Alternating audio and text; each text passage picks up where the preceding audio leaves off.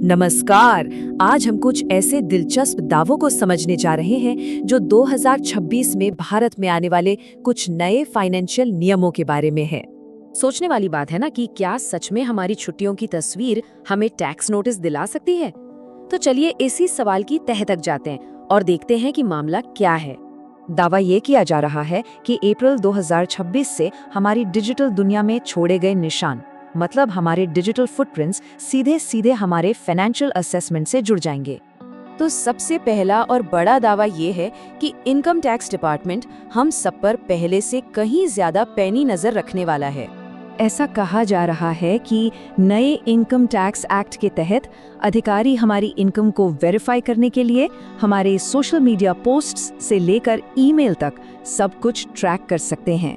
इसको एक बड़े अच्छे उदाहरण से समझते हैं। मान लीजिए कोई 7 लाख का इनकम टैक्स रिटर्न फाइल करता है, लेकिन सोशल मीडिया पर 60 लाख की कार और मालदीव ट्रिप की तस्वीरें डाल रहा है। तो अगर दिखाई गई इनकम और ऑनलाइन लाइफस्टाइल में मेल नहीं खाता, तो डिपार्टमेंट सीधा नोटिस भेज सकता है और वो ये मानकर चलेंगे कि ये सारा खर्चा छुपाई हुई इनकम से किया गया है और इसे साबित करने की जिम्मेदारी उस व्यक्ति की होगी। चलिए अब आगे बढ़ते हैं। स्रोत में सिर्फ टैक्स की ही बात नहीं है, बल्कि लोन लेने वालों की सुरक्षा के लिए आरबीआई के कुछ नए दिशा निर्देशों पर भी काफी जोर दिया गया है। दरअसल ये नए नियम उन शिकायतों के जवाब में लाए जा रहे हैं जहां लोन रिकवरी एजेंट्स लोगों को परेशान करते हैं या धमकाते हैं। और देखिए, ये नए नियम रिकवरी एजेंट्स के लिए बहुत साफ साफ सीमाएं तय करते हैं। सुबह 8 से शाम 7 के बीच ही कॉल कर सकते हैं, दोस्तों रिश्तेदारों को परेशान नहीं कर सकते, और अगर बैंक इन नियमों को तोड़ते हैं तो उन पर भारी जुर्माना भी लग सकता है। और सबसे बड़ी बात, अगर इन नियमों का कोई भी उल्लंघन होता है तो अब सीधे नेशनल कंज्यूमर हेल्पलाइन पर शिकायत दर्ज कराने का रास्ता भी होगा। अच्छा, अब आते हैं अगली बात पर। चलिए रोजमर्रा के फाइनेंशियल लेन देन पर लगने वाली नई लागतों और निगरानी पर भी एक नजर डाल लेते हैं। कैश में लेन देन को लेकर आप कुछ नई और काफी सख्त सीमाएं हैं, जैसे कि अगर साल भर में सेविंग्स अकाउंट से 10 लाख से ज्यादा कैश निकाला या जमा किया तो उसकी रिपोर्ट की जाएगी।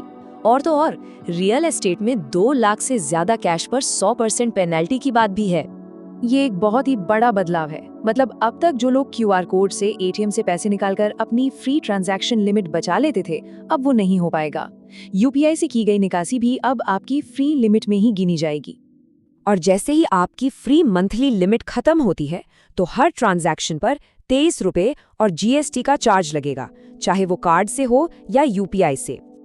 और हाँ, जो लोग शेयर बाजार में ट्रेडिंग करते हैं उनके लिए भी एक खबर है। डेरिवेटिव्स में ट्रेडिंग की लागत यानी सिक्योरिटीज ट्रांजैक्शन टैक्स या एसटी की बढ़ने की बात कही जा रही है। जानकारी के मुताबिक फ्यूचर्स कॉन्ट्रैक्ट्स पर एसटीटी में 150% तक का उछाल आ सकता है। मतलब 10 लाख के सौदे पर टैक्स 200 रुपए से सीधा 500 रुपए हो जाएगा। शायद सरकार लॉन्ग टर्म निवेश को बढ़ावा देना चाहती है। लेकिन रुकिए, ये सब सिर्फ लागत और निगरानी के बारे में नहीं है। अच्छी खबर ये है कि उपभोक्ताओं की सुरक्षा के लिए भी कुछ नए उपाय लाए जा रहे हैं। हम सब जानते हैं कि डिजिटल ट्रांजैक्शंस के साथ ऑनलाइन फ्रॉड का खतरा भी बढ़ गया है। इसी को देखते हुए कहा जा रहा है कि आरबीआई धोखाधड़ी के शिकार लोगों के लिए एक नई मुआवजा स्कीम शुरू कर रहा है। इस टेबल में देखिए, इस नए सेफ्टी नेट की पूरी जानकारी है। जुलाई 2026 से ये उपलब्ध हो सकता है। लेकिन एक बात बहुत जरूरी है, इसका फायदा जिंदगी में सिर्फ एक बार ही उठाया जा सकेगा।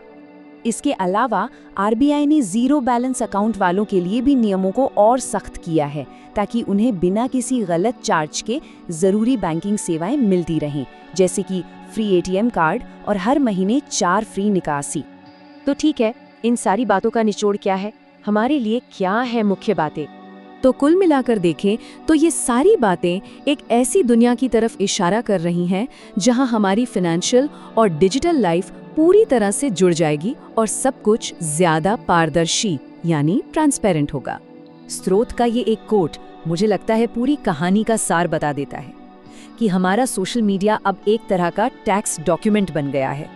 और ये सब हम एक बहुत ही जरूरी सवाल पर लाकर छोड़ देता है कि जब हमारी जिंदगी और पैसा सब कुछ ऑनलाइन हो रहा है तो सुरक्षा और प्राइवेसी के बीच की वो बारीक लाइन कहाँ खींची जानी चाहिए। इस बार की पड़ताल में शामिल होने के लिए धन्यवाद।